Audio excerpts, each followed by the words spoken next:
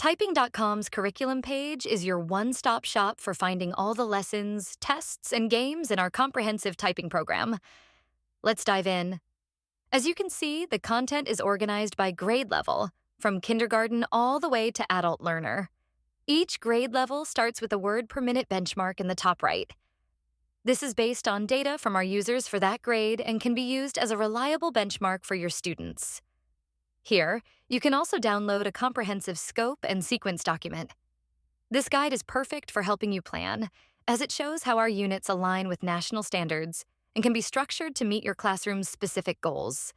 The grade level is then broken down into units, each with a brief overview of what it covers. Within each unit, you'll see the individual lessons. The small gray bars under each lesson title represent the individual screens within that lesson. You can hover over a bar to see the screen's name and number, or click it to preview that specific screen directly. To preview an entire lesson from the beginning, click the Preview button. While previewing, you can use the screen numbers at the bottom to jump to different parts of the lesson.